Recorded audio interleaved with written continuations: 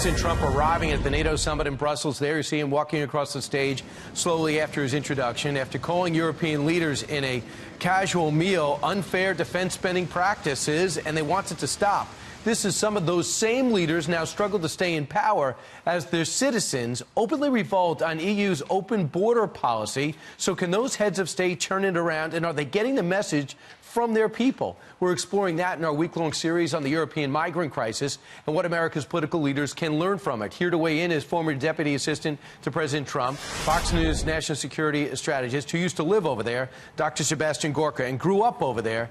Dr. Gorka, first off, does this surprise you, the pushback we're seeing over the last 3 years?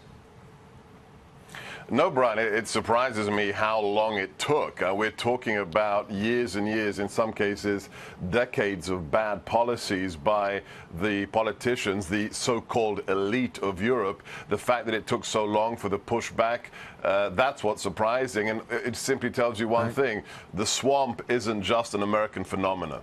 Yeah, we're seeing now the NATO leader talking with Angela Merkel as well as Theresa May. Now we're seeing the President of the United States strolling across, kind of holding court as he's with the other 28 world leaders as they come out for what looks to be a family photo shortly, and then they'll get to work, we understand. So we'll continue to highlight what we're seeing.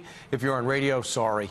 Now, let's look at what Germany did. In 2015, they want to show a big heart, and you would think the world would appreciate that, and perhaps they did, but the German people didn't. There was a surge of over 1 million migrants that they knew nothing about, taking in still 11,000 a month. The people of Germany says, you got to be kidding me. That's an unfair refugee burden you put on the German taxpayer. How was that received?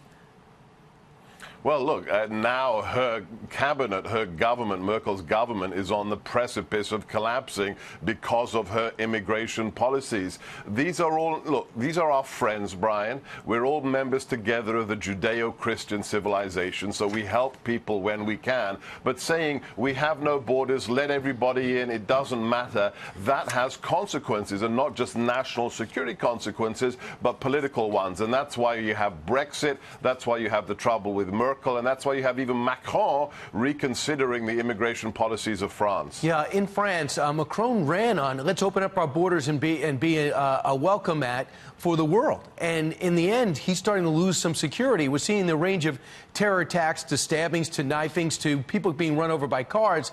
And they're saying, wait a second, the people of France aren't happy with essentially feeling eventually like a minority in their own country. So now he's been forced by his constituents to get tougher. Right. This is why we, in the Trump administration, had that first executive order signed by the president on the travel moratorium from those 7 specific countries. Because if you don't know the identity of who's coming into your country, guess what? Terrorists will use that, and they've done it. You've seen it before. The attacks in Paris, in Brussels, in Berlin. Terrorists exploit open borders or lack of verification, and then people die, Brian. That's the fact. Right. Let's go over to Theresa May, who's the utter definition of political turmoil right now. She just lost her foreign minister and her Brexit minister, and now she's got to try to hold on to power that could end come this fall. But when she began the process of withdrawing from the UK, she also began the process of relatively open when it came to immigrants. But the people of Britain have pushed back when they're not focused on the World Cup, and now she's gotten tougher on that. And that's part of the reason why Brexit was successful, wasn't it? Yeah, Brexit has multiple reasons for why it happened, but perhaps the largest one is the immigration insanity. It's the effect on British workers, it's the effect on British culture, and it's also the effect on national security. And Theresa May is starting to bungle this issue of Brexit. Boris Johnson, very charismatic politician, close to the president, his resignation just this week sends a shiver through the body politic in the UK, and everybody, all these political elites need to wake up, smell the coffee grinds, and remember that the people's will is what determines the future of a country. And if you are watching at home, we're bringing you these live shots of these world leaders being led across, these NATO leaders. There's 29 members in all, and of course the president right in the middle of that. This is the time to talk, make small talk, and maybe build relationships. They'll get into working groups this afternoon, and they'll be going to a different location for that. And there'll be a ceremony, a family picture. And thanks Thanks so much, Sebastian Gorka. We appreciate it. It also important to bring up. You're welcome. Italy changed its leaders because they wanted strong on immigration policies. Austria is cracking down, and Hungary immediately put up a fence.